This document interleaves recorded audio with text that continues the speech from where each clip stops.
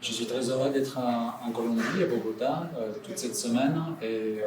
après un marathon institutionnel très riche, de terminer cette mission avec la réunion avec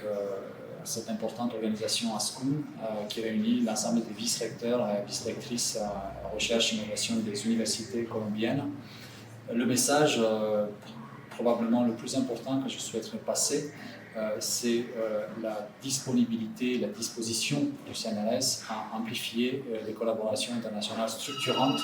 entre notre organisme et les universités colombiennes partenaires, avec lesquelles on a déjà beaucoup de travaux de recherche en commun,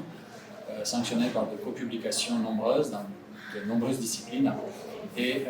avec lesquelles on doit passer à la vitesse supérieure en montant des projets ensemble et à aller chercher des financements à l'Union européenne, aux agences nationales de financement et à d'autres agences régionales qui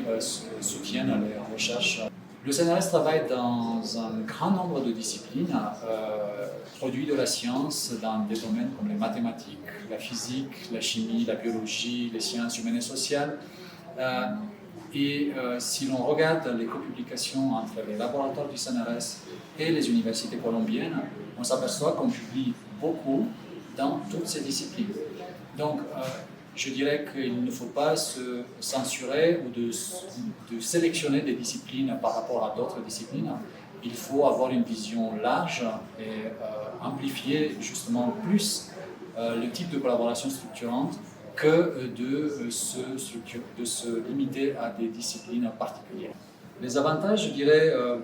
tout d'abord le fait que le CNRS est un organisme de recherche internationalement reconnu, en taille, peut-être en production scientifique, nous sommes